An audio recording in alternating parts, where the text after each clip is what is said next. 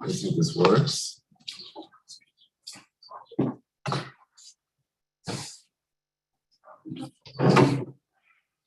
All right. Bum bum bum bum bum bum bum bum bum bum bum bum bum bum bum bum bum. Bum bum bum bum bum bum bum bum. Bum bum bum bum bum bum. La la la la la la la la la. La la la la la. Ya la la la la la la la la la la. La la la la la la. La la la la la la la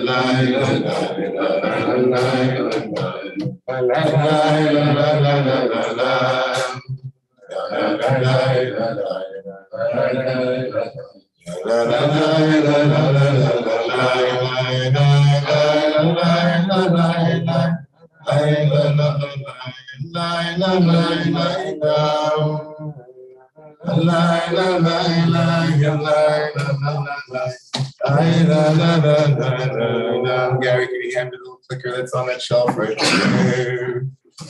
Shabbos, everybody. Shabbos, friends here, the Romemu Center. Got a little Velcro on the bottom so people know this places. All righty, here we go. Let's move. Let's just see what we look like. I can't even tell. All right, good. So let's move it over a little bit. How's that? A little bit better, centered. Oh no! Oh no! Now you can see. See.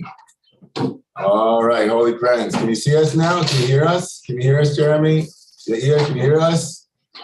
Come see, come, Jay. Yes. What do you mean? We hear you. Really? You can't hear us? It's very like you're at the bottom of a well, at least to me, but I don't know if that's to other people. There's an echo. Yeah. It's fine for some of us. I can hear you. All right. I can hear you. All right. We'll do our best. This is what we got. You know, for now, we'll try our I best. can hear you. It's fine for me. You're All coming so out loud. Everybody's having their own experience. Okay, good. That's that makes sense. That's going to be what we're talking about. Awesome. That's so perfect. All right. So, Shabbos, everybody. We're doing our best here.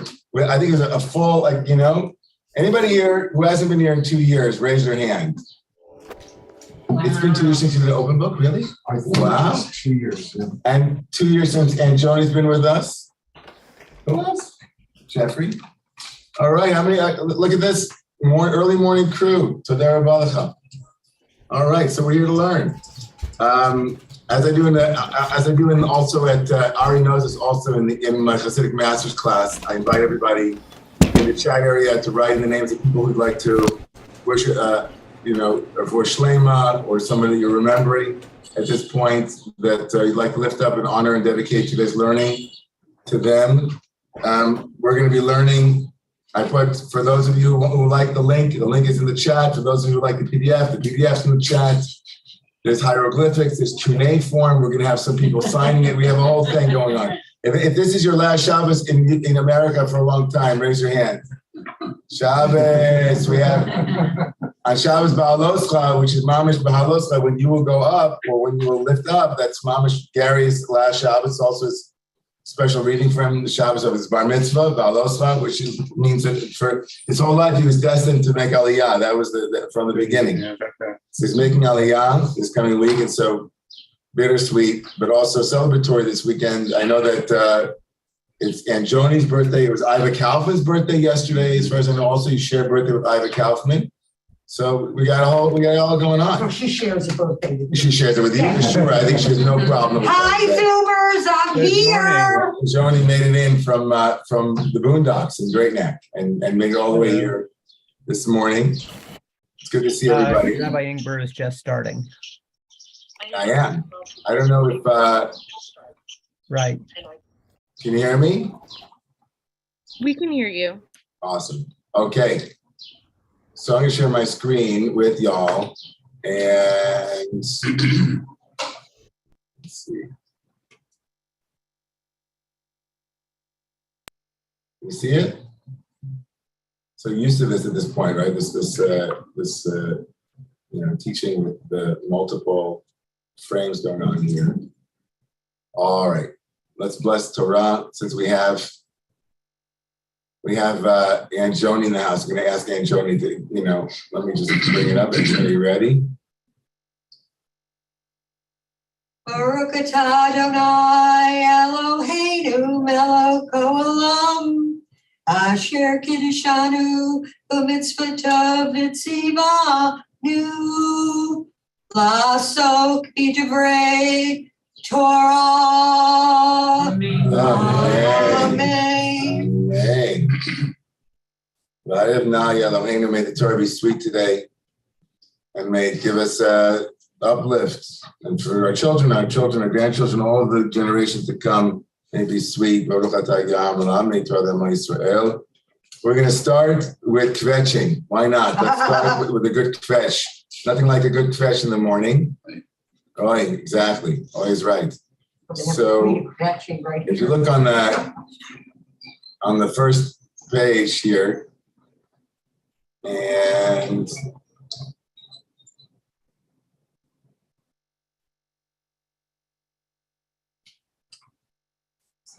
to kvetch or not to kvetch, that is the question. To be honest, kvetching doesn't mean the same thing in Yiddish as it does in English. In Yiddish, kvetching means to press or to squeeze, to be kvetched. In English, it's come to mean to complain. In spite of that technicality, kvetching is seen by many as a Jewish national sport. To wit, the food is terrible and the portions are so small, or you didn't like the other time. Or you're charging me too much. You're charging me too much. Is that really the charge? And by the way, there is, if you'd like, here, although it's not available, I thought I would hyperlink it, but it doesn't work unless it's online. There's an actual, if you go to the Safari link, you can actually take a kvetching quiz. Okay. So this week's Torah portion is chock full of really beautiful things. Baloscha is a very, very rich and full parsha. And it begins, right, with the candelabra that we talked about last night, the menorah, and then it moves its way into the Leviim, to the Levites, and the consecration of the Levites, and their decontamination. Then it moves into this, then to the traveling directions of how the Israelites knew when to leave and when to go, a little bit reminiscent of other places where the Torah talks about the cloud that would descend and then lift up and so on. It has a strange Parsha b'fnei atzma, the very strange Vayi b'tza Aaron, right? The two verses that say, and when the ark would travel, which has these inverted nuns, which was probably a scribal error, but it has all kinds of beautiful meanings. I've given many, many sermons over the last 14 years on the flying nuns, as I call them, and the inverted nuns, and they're upside down. And I think we even did it last year. And then we make our way into the degels, into the different flags that the Israelite camps were moving with, like, right? Degel, Machne Ephraim, and so on, Degel, the different camps. And then by the time we arrive at chapter 11, we're in the strange but familiar place with the Israelites in the desert. And this is this entire parsha, chapter 11 and then chapter 12. Chapter 11 deals with what's called Parshat HaMit'oninim. It's the chapter 11, which we're going to look at together, is about the kvetching for meat. This time it's about meat. Other times it's about water and so on. But this time they're kvetching about meat. And this leads directly into chapter 12, which is the end of the parsha, which is kind of chapter 13 will be next week's Torah portion. Shlach lecha, the spies like us, right? The spies that go into the land. But chapter 12 is all about Miriam, and the story about Miriam and Aaron, and the way they spoke about Moshe and so on. So let's look at this together, okay? Source number 1. Yeah, with me? I know it's hard. Like, we're trying out this new style. I'm hoping that you're not too distracted by I'll be looking at there. You guys will look at the sources here. Okay, we're doing like this. Okay, cool. Vayi'am kimis'onanim. And this is a very strange verse. Vayi'am. And the people were kimis'onanim.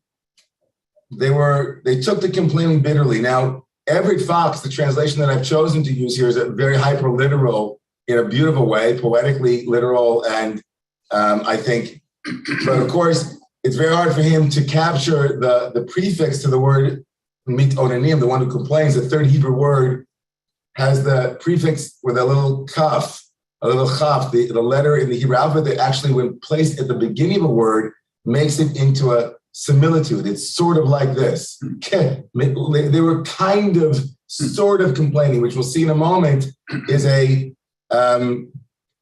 something that the Mefarshim, the commentators, pick up on in order to understand the nature of their complaint and the quality of it. It's a strange prefix to say they were kimit onanim. So again, Everett Fox in the translation doesn't do justice to it, but it's certainly ra. It's bitter, and it was ra. I'm sorry, it was ra Adonai.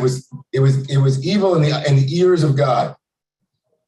Vayishma Adonai vayichar. God gets angry. Vativ bam, and a fire broke out for God. Vatochal v'tzemach, and it ate and it ravaged the outskirts of the camp. Vayitzak ha'am el Adonai, and now the children or the nation call out to God. Vayipalel Moshe el Adonai, and Moshe prays to God. Vatishka esh, and the fire dies down. Vayikra Shema makom ahu, and they call the name of the place. The naming of a place in the biblical text is often a naming of either an event that took place there or some essence that was revealed in that place. So it's also a commentary on the story, often as a capping verse. And they called it Tav-Eira, the place of burning. Ki va'ara vam esh Adonai, because a fire had broken out within them, or against them, as he says it, but in them, from God. Now, I separated the third verse and the fourth verse because it seems like the next piece is slightly different. It's kind of a scene change. Now, this amazing word that appears in the Torah, for the first word of verse 4, V'ha'asafsuf asher b'kirbo. The asafsuf, and I think here Everett Fox does a masterful job, riffraff. Even the repetition of riffraff on the ear is like asafsuf, like letters that kind of fall on each other and repeat on each other. It's like the gatherers, the ones who kind of let soft, they're like the stragglers, right? The ones who hang on or they gather ground, right? He calls them the riffraff. Hitavu ta'ava, they have a ta'ava, which is a desire. Now, the word ta'ava and the word tav'era, again, different letters in Hebrew, but again, there's a lot of wordplay here about the burning fire, the fire that burns, desire, right? And so they have this burning desire. Vayashuvu, and they sit down. Vayivku, and they cry. Gam b'nei Israel, and then the children of Israel also began to cry with them. Vayomru, and they all said, Mi achilenu basar. Who's going to give us the flesh? We want some flesh. A little Bernstein's, a little Moshe Peking, a little, where's the meat? Show me the meat. Where's the beef? You're dating yourself. I know. And I know, that was for you. Zacharnu es adaga. We remembered the fish. Now it's fine. It's like, I remember as a kid reading this thinking like, are they, what they want meat, but they remember, are they wanting an upgrade? I was like, we remember we had fish back in Egypt, but now it's going to be better outside of lineage. Now we want, where's the meat? Show me the meat. I don't know. We remember the fish. And Asher Nocham Mitzrayim that we ate in Egypt, Chinam, we ate it for free. At the Kishuim, the Avatichim, we had the cucumbers and the melons and the leeks and the onion, chatzir, habitzalim, and the shumim. And they say, and now, right, there's nothing at all. Our soul, literally, our soul is dry. Our bodies are dried up, ain't cold. There's nothing at all, except the man to look at. There's nothing to look at except the man. Right? Strange. Now, the next piece, we'll stop here for a second. What is the nature of this? How does this complaining begin? So if we look at the text, it's pretty clear that there's scene one where there's complaining about nothing. We don't really know what they're complaining about in scene one, right? In scene one, there is, I apologize for not scrolling down for all of you over here. I was trying to do two things. I'll get better at that. So in scene one, everybody here, in verses 1 through 3 rather, we have complaining. And then apparently there's a reaction, God reacts, whatever it is, there's this fire that breaks out. And then kind of like we start again with the complaining. The Asaf Suf now starts, right? And then it gets very specific, right? And the children of Israel seem to kind of get logged into the Asaf Suf. They begin with some general complaint, and then this Asaf Suf start to complain, right? Or they start to have a desire, and then they start to cry. They don't say anything. And then the children of Israel show up and they start to articulate the complaint itself.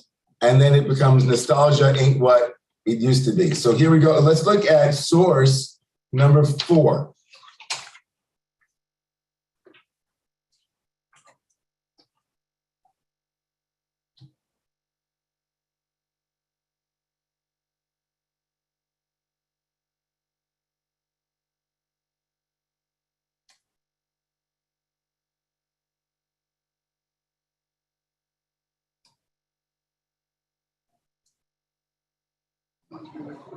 Jimmy Carter about what was inside.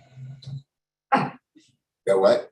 But Jimmy Carter talking about Yeah, say it out loud. We can. about Jimmy Carter, who didn't want He had lost in his heart.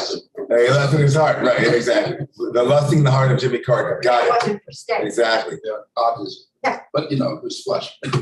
Exactly. I think I see one hand here. I'm not sure. Is it Roberta? Go ahead, Roberta. Thank you. Shabbat Shalom. It's so great to see all the people there. And I'm close by, so I'm getting inspired to come in person. I was looking and thinking, why is this cry different than the one that God heard that led to bringing the people out of Egypt? And what you just shared, David, about the kaf,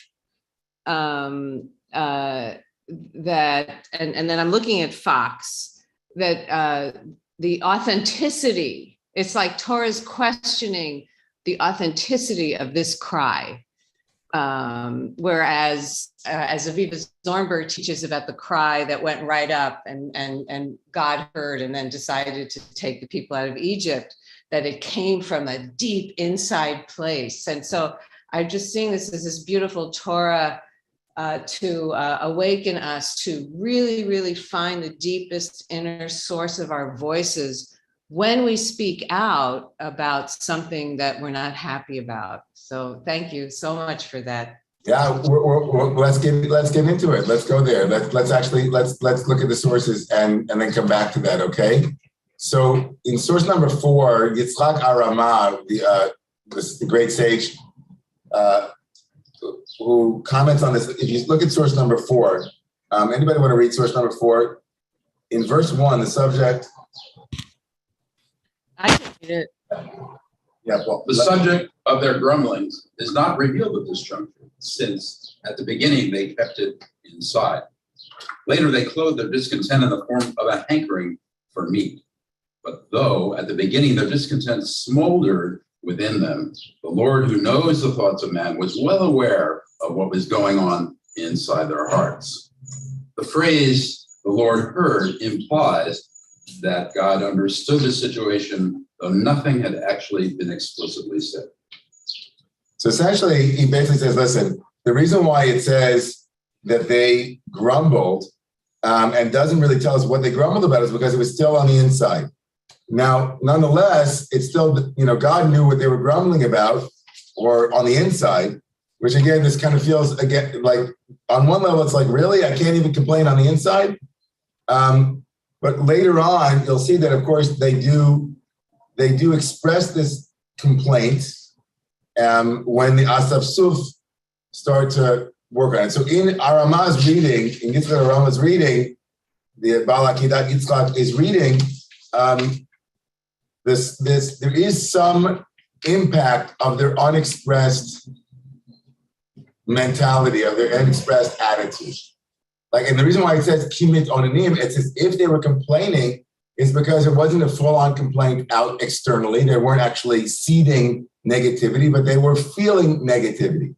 And what's the insight from these first three verses, according to Arama, is if you take out the theological, element of like God getting angry and all that, if we soften that and say like there's an impact, all right? Like it's a really insightful moment to say that the negativity that was unexpressed but was felt nonetheless had an impact in the camp.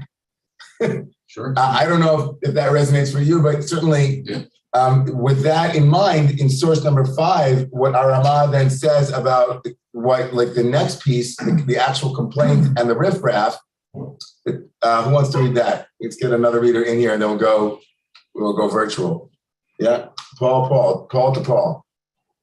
The text notes that the people did not learn the lesson of the punishment, though they suffered decimation from the anger of the Lord. They reverted to their grumblings. They did not lust for meat or any particular item of food, but simply indulged in lusting. Now, just stop there for a second. So according to Arama's reading, if you go back to verse number 4, right?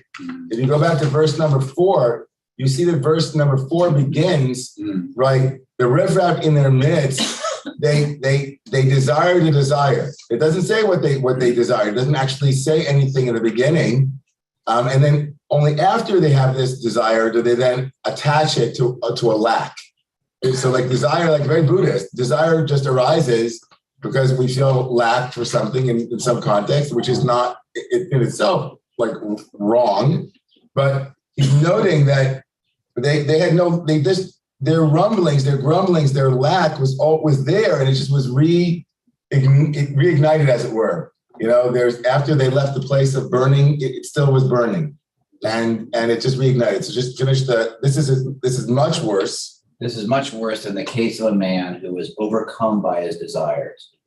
When the people saw the hankering of the mixed multitude, the riffraff, they began once more to weep and lust as at the beginning. This time, however, they expressed their discontent openly. Contagious.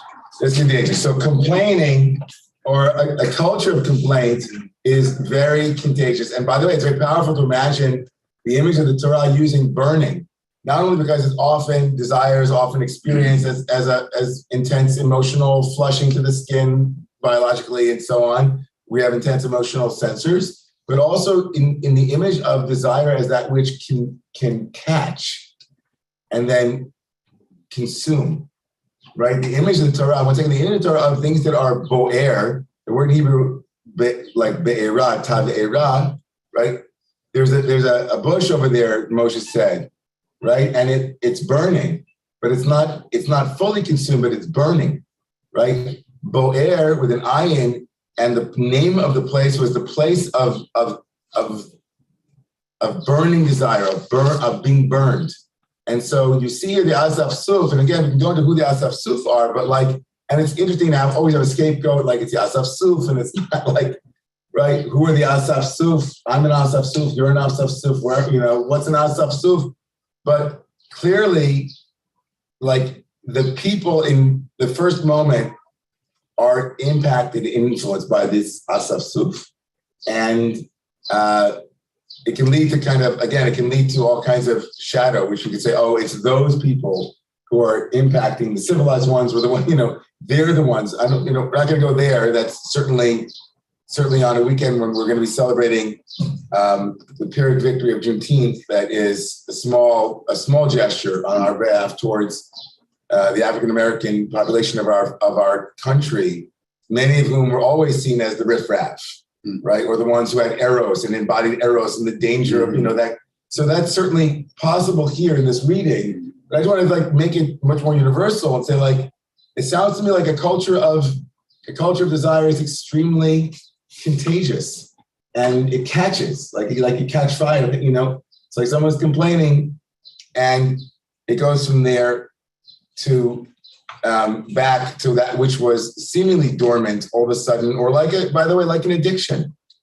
I mean, honestly, if someone who has an addiction to something, if you're around others who are using or doing or whatever, it's very easy to go back. Like might even see like the movement here of like, oh, they learned their lesson, but then they didn't learn their lesson, right? These two moments, like they something happened, there were consequences, and all of a sudden other people were inviting them in and saying, hey, would you like to kvetch with us? We're kvetching about this. Would you like to kvetch? And before you know it, they want meat. Now, yeah. Go ahead, yeah. And then I also want to see if there's anybody Without here. burning and heat and being hot with anger, there's a midrash, isn't there, that explains Moses' difficulty speaking, that he brought a hot coal to his mouth. Yes. And to me, that speaks of turmoil and quite possibly anger, resentment coming out as heat, as fire. Right. So, I mean, from Moshe, you're saying, we don't have Moshe's heat and complaint yet, though. Nope, I'm just saying it's analogous. It's analogous. It's true. It is analogous. I do want to say, let's look at Rabbeinu Bachya and then we'll open it up. I just want to do one more source before I see Asher Chaim, I see your hand. One more source and then we'll open it up a little bit. Okay, so I want to look in to Rabbeinu Bachya. Rabbeinu Bachya writes in source number 6, the milashon mayit onen adam chai, right? The word mitonen, they were complaining, occurs in the book of Eicha, Lamentations, where it means kvetching, complaining, right? Ki hayu koavim umitztarim v'kansam adam amidbar. They were in pain and they were uncomfortable. They were in the desert, and these complaints were not received by God. Right? I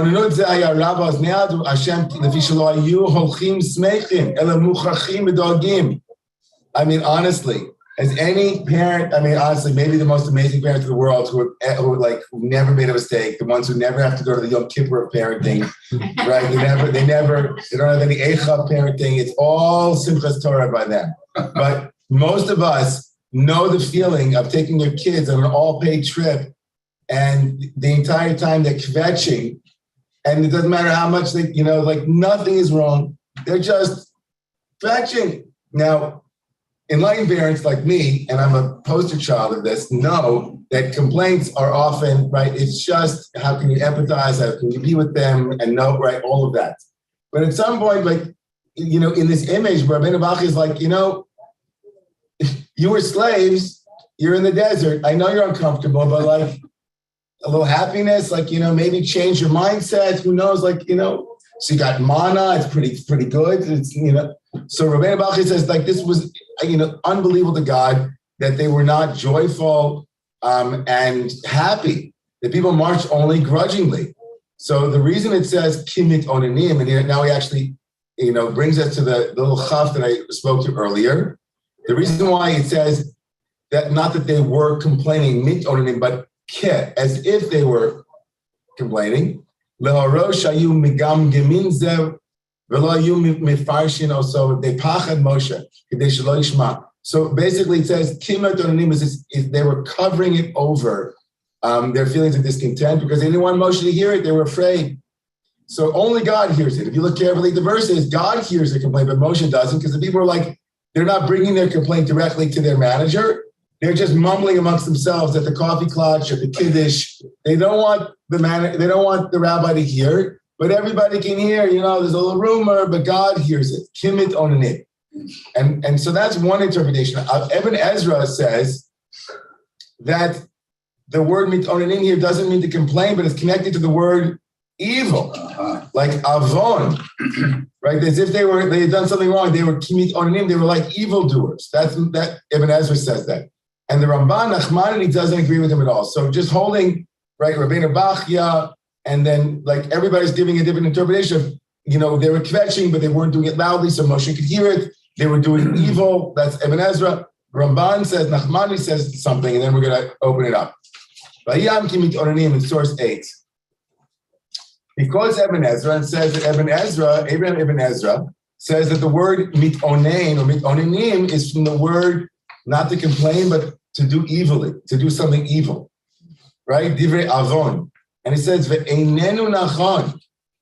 Right? It says it can't be that they were acting like, it wasn't that they were complaining, they were acting in an evil way. It's not true. Because if they had been acting in an evil way, then the verse would have told us what they had done. Right? In every place when they have done something wrong, right? The Torah tells us what they did wrong. They did, it's not going to cover it all. But he says, "V'anachon be'enai." It's in my mind, really, it is that when they were distant from Mount Sinai, Shaya Karov, the Yishuv, they were there. There was a kind of settlement. It's very similar to Rabbeinu Bachya. Says, no, they didn't do anything wrong. They just were very uncomfortable and they were unsettled. Manasseh says they didn't know what to do. We were like, it was settled and now they were in the wilderness. So how are we going to survive this desert? What are we going to eat and what are we going to drink? Like, when are we going to get there, mom and dad? When, can we stop to go to the bathroom? What are we going to have to eat? They were nervous.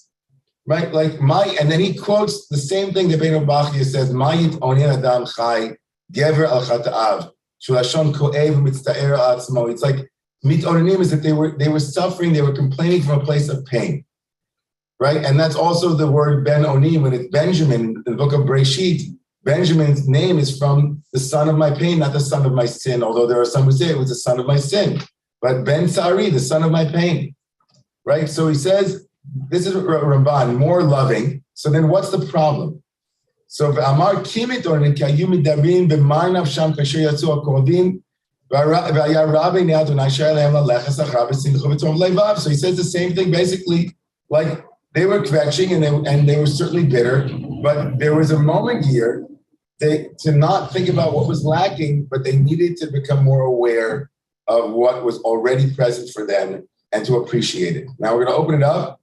And we're going to get to the response from Moshe Rabbeinu, because what's remarkable about this story to some extent is the complaining of the people will also lead to the complaining of the leader, right? Not only are the people themselves become kvetchers, but when the people are kvetching, the leaders also become kvetchers. All right. Asher Chaim, go ahead. Thank you, Rav. There's such an easy tendency to judge these people harshly, but I'm reminded of the cartoonist who wrote Pogo, "We have met the enemy and he is us." I have greater empathy for this generation that chooses to die in the wilderness, because one day I woke up and realized that I was a generation that chooses to die in the wilderness. There is one person around your table who is going to hop a plane and go to Eretz Yisrael and fulfill this vision. And everyone else in the room and in the Zoom room has decided that for whatever personal reasons of timidity, we're more comfortable where we are. That drastic change is scary and difficult. And here the people that had left Mitzrayim had spent a year camped around Sinai. And at first, Sinai was terribly scary. But then they had their building project. They were able to do something and find a comfort zone. And now 9 chapters or 11 chapters of Bamidbar about getting ready for the journey. They're terrified and they're acting out.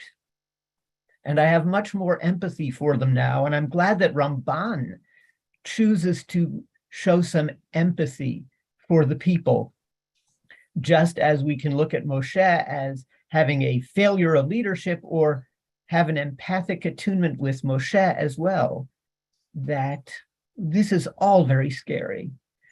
And yet somehow the fact that we're here to tell the story means that somehow we muddled through. Dibarti. Shamati. Yeah, so I think that my initial take on this too, and I think a lot of us here around the table, like there's a level at which it's very unsophisticated to imagine that complaints appear out of nowhere, right? It's very unsophisticated to some degree to believe that the proper response to complaint is to shut it down or to judge it or to minimize it, right? I mean, we all have been in situations where our complaints, having been not received and not listened to, can become even bigger complaints and even more alienation, more pain. And to some extent, a cri de coeur, a cry for help, can often be couched in something very banal, right? And often, like, I don't know if people know this phrase, but in the world of parenting, like when you have a full knapsack, they say a full backpack. When you have so many emotions that have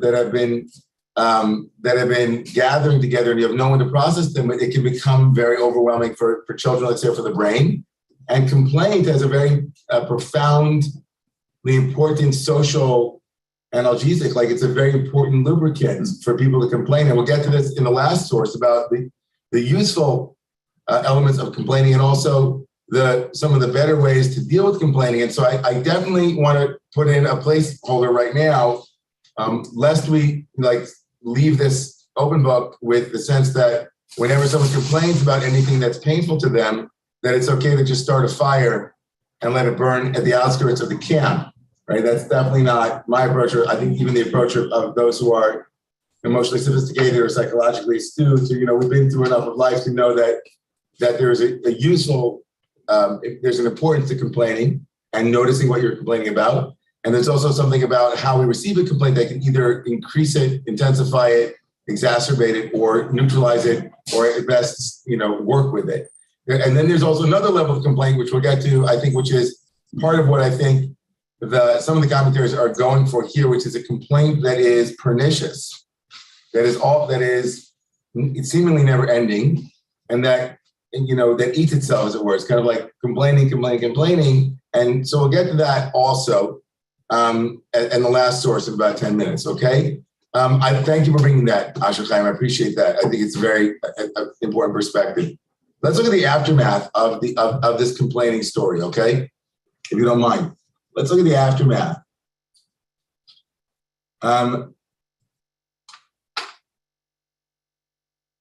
Of the complaint, because it's pretty remarkable what happens to Moshe. So let's look at source in your handout, source number 9. Vayishma Moshe et ha'am bochel mishpechotav. And so he heard them crying, each one in his family, each person in their tent. Vayicharach Adonai me'od ve'inei Moshe ra. Now we get another moment of anger, and Moshe is also very upset. And in the eyes of Moshe, right? Vayomer Moshe Adonai, lama hare'osa le'avdecha. Why have you dealt in an ill way or an evil way with me? Lama lo matzasi chen beinecha. Why have I not found favor in your eyes? Lasumit masar kol ha'matzah alai. You placed the entire burden of this people on me. And then this really beautiful, we could have spent a lot of time, I debated, but I think we did this last year, or Rabbi Koresis did it last year. Ha'anochi harisi is kol ha'matzah. Did I give birth to these people? Right? Did I carry them? Were they like in my belly? Right? Am I giving birth to them? Like you want me to carry them like a mate, like a wet nurse. On this ground. In other words, take them all the way to this land that you have promised to their forefathers, their ancestors. From where do I have meat to give this people meat? Like, where am I going to get meat from? You didn't prepare me for this part of the job. And then this amazing moment where he says, I cannot alone carry this people. It is too heavy for me. It's too much. And then Moshe threatens, and then if you do this to me, then you can kill me now. I'd rather not. It's like, The mother said, This is like a moment of deep existential angst. This is a Hamlet moment for him, right? Now on this, right, first of all, to notice that the complaining of the people now has reached a fevered pitch, and Moshe is also overwhelmed. He can't handle it. It's too much.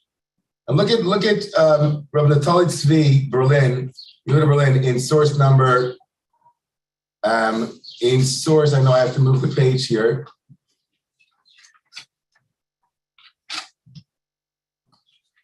This is source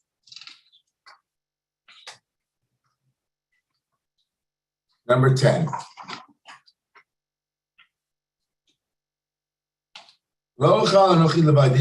This is from the 19th century great Lithuanian master Naftali Tzvi Yehuda Berlin, the Netziv.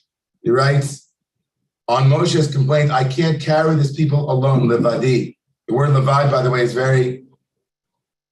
it only appears in three places in the Torah. One is here, one is earlier in Parashat Yisro, and the other one is when the Torah says it's not good to be alone. So there's a levad, an aloneness here that Moshe feels as a leader, unable to really handle the complaints of his people. It's overwhelming for him. He says, he says, I'm not like a father, but more like a caregiver. He says that the father or the parent here is able to find words with which to soothe their delicious little baby, naturally. But me, I don't have that faculty for the whole people.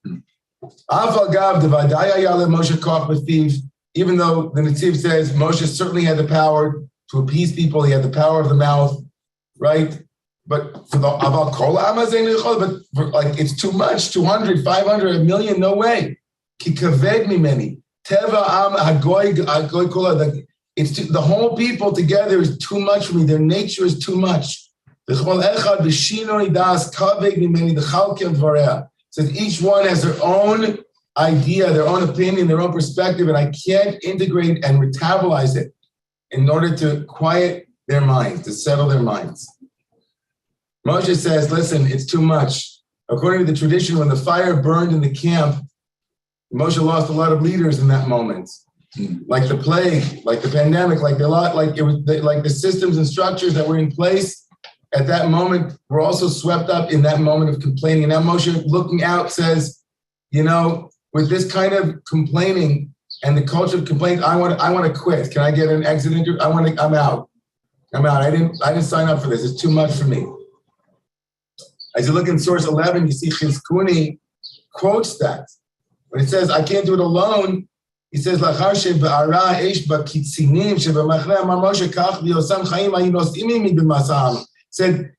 says in the outskirts of the camp, but that's the word for kitzinim, the officers. It says the officers were dropped. So Chizkuni and Migdavar here are saying Moshe finds himself radically alone. He doesn't have lay leaders. He's all by himself, and it's like, I can't handle it.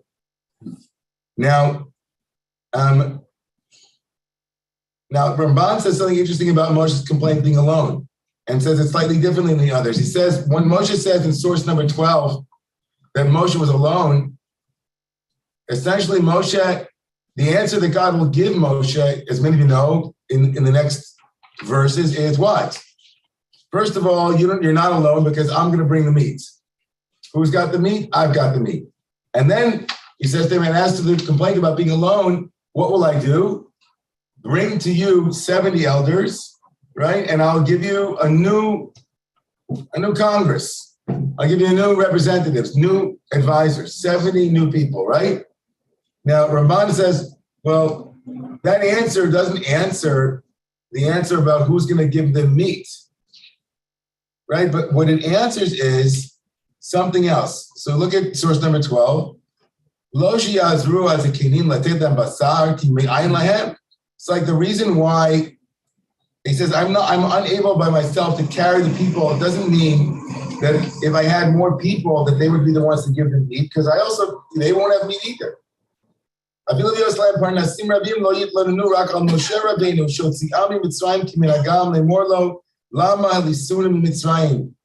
So he says, the Ramban says that it isn't that the answer will be that they're going to bring 70 elders and now Moshe will feel the burden will be lightened. But Moshe was complaining about something even more profound. He says that no matter how many people come to be my co-leaders, in the end of the day, I can't handle the fact that the buck will always stop with me. And they will always complain about me, right? But he thought that if there were more people, that those people would be able to speak on his behalf, right, in the moments of their complaint. And in those moments of complaint, they would act as a buffer to help the people, as it were, take their transference or their anger at Moshe and in a way, quiet it down a little bit and look more internally. He says, I can't be the one because they're always complaining to me. If I don't have people who are like the complaint, like the places where complaints can go to kind of neutralize them, it will completely ruin me. I will never make it. Now, I'm going to end this little piece with this last source, and then I'll open it up. And it's something else that I'm going to labor with, but we're not going to do that. If you look at the last source,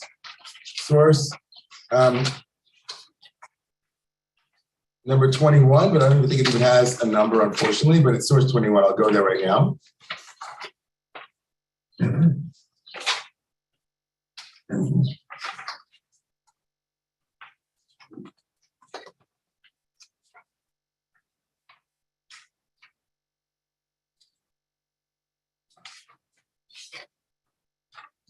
An article in the Harvard Business Review about complaining. I like the Harvard Business Review, the Ramban, bring them into conversation with each other. So she brings an example. Lisa couldn't stand it any longer, like Moshe, right? Lisa couldn't stand it any longer, like Moshe. I can't take it.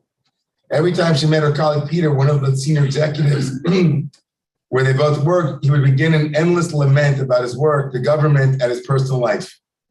And after listening to Peter's moaning, it didn't take long before she experienced a claustrophobic reaction. It didn't help that whenever Lisa tried to reframe Peter's situation more positively, he would revert back to his negativity. Peter's constant grumbling, whining, and lamenting was toxic for everyone, including himself. Research shows that chronic complaining like Peter's has physiological effects. To the repetition of a bad, sad, mad, and powerless feelings, the neurotransmitters in the brain can go through a neural rewiring, which reinforces negative thought patterns, making it easier for unhappy thoughts to repeat themselves and leaving little room for the more positive feelings of gratitude, appreciation, and well-being. A continuous cycle of negative thoughts may even cause damage to the hippocampus, the part of the brain used for problem solving and cognitive functioning. Over time, complainers become negativity addicts, attracted to the drama that comes with a complaining attitude. They are also prone to black and white thinking. Compromise isn't part of the equation. No wonder that chronic complainers like Peter are more likely to see problems instead of solutions, right? So the people are in the desert, and the mana it's not good enough. They say the words, and now there is nothing, ain kol, nothing. There's nothing. Black and white thinking. And so they look out at the world and their negativity or the neurotransmitters that are now forming the rewiring of their brains, it's difficult for them to make decisions and solve problems. Ironically, complaining about things creates more things to complain about. Chronic complainers also have a damaging effect on those around them. The asaf suf. When people are thinking and reacting in negative and pessimistic ways without realizing it, they transfer these feelings onto others in a process psychologists call projective identification. It's as if they use other people as some kind of garbage can for their negativity, making these others feel weighed down and exhausted. Interestingly, it is very likely that this kind of transfer is part of our evolutionary makeup. Some neuroscientists have suggested that human beings possess what are called mirror neurons in their brain that are important for survival. As social beings, our brains unconsciously mimic the moods of the people around us, which can be an advantage when we are faced with danger. It can also serve as a form of social cohesion. The neuronal mirroring, however, has a flip side. People who complain about everything become contagious. And before we realize it, we turn into complainers ourselves. But complaining isn't all bad. Occasional venting and expression of negative emotions to a colleague about difficult situations allows us to get our concerns out in the open, lessening the possible stress reactions. Repressing our feelings may stop us from naming the problem, and so on. Perhaps, like Peter wanted Lisa's validation, but complaints can also be used as a way to exercise power and influence perceptions, especially within an organization or a community, which can be hotbeds of political games. People use complaining in order to get people's support. And on this interpretation, Peter might have been trying to recruit Lisa to his point of view concerning what he thought was wrong with some of the people in their organization. In many cases, chronic complaining starts early in life as a means of gaining visibility and establishing rapport in a family. These early experiences can become deeply ingrained patterns of behavior, and in Peter's case, may have become part of his identity. And this would explain why he reacts poorly to advice, because resolving his problem would take away the reason to complain, which would threaten his very sense of self. I mean, honestly, sometimes it's just like it feels like exactly what the Torah is talking about. They were just like desiring, and they had a kvetch. And if it wasn't going to be water, it was going to be meat. If it wasn't going to be meat, it was going to be this, it was going to be that. They were constantly complaining. And the hardest part, of course, as Moshe, in Moshe's moment, because we've looked at two moments, the complainers and the complaints, and Moshe's reaction, which is to complain himself. He becomes infected by the contagion of complaint, and he starts questioning God. And he also is all or nothing. It's either like, kill me now, I want to die. Like, and it's just overwhelming. And so how do you manage complainers? Now, again, in the world of NVC, and I know we're going there, I'm sure, I know NVC also, there's, of course, the assumption, again, is that complainers have a need, and the work of NVC, the work of Robert Keegan up in Harvard University also, in the negotiation project, complaints can be a very important gilui, a revelation of what a person values and what a person wants and needs.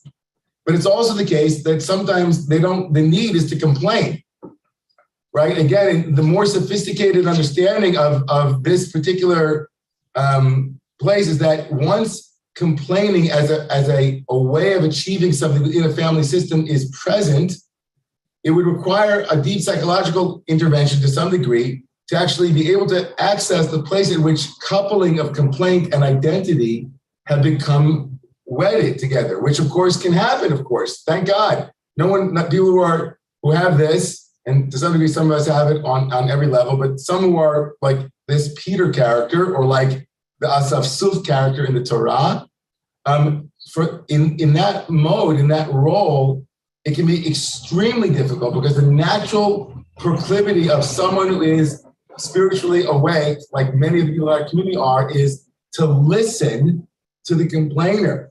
And the listening, they imagine, will give the person what they need because they believe that the person needs to be heard, because they value hearing people. To listen to somebody complain is, in some sense, to help them stop complaining. If I listen long enough, then the complaints will go away, right? It's a legitimate posture in many cases. But in other cases, which I think are, again, this approach is not exhaustive, and that's why I'm bringing this today, is that in other cases, it's actually not. It's actually, that answer is contraindicated, the way certain forms of meditation are contraindicated with certain psychological types of people. So people who split off from their bodies, who are not connected to concrete reality, don't give them mindfulness training because they're just going to, they're not going to be with what's happening. They're always going to be going away and witnessing it. So there are contraindicated managerial moments for complaining. Certainly God getting angry didn't help. So what helps? And I'm going to stop in literally like 1 minute from now and then open it up. So attempts to help chronic complainers often have little or no effect, right? It often has little or no effect. Peter most likely would continue to be absorbed on the downsides of a situation rather than seek solution. And so it's better to begin by setting clear boundaries. Lisa should tell Peter that she is prepared to listen and to talk, but not to engage in a repetitive conversation. Going over the same thing over and over again isn't doing either of them a service. She should also tell him that while she recognizes that he feels bad, his constant complaining is upsetting everyone in the organization. That would take some remarkable ego strength on Lisa's part, because there also is something deeply powerful about listening to somebody and bonding with them, because it puts you in a place of connection, right? If you listen to them, you're connected with them.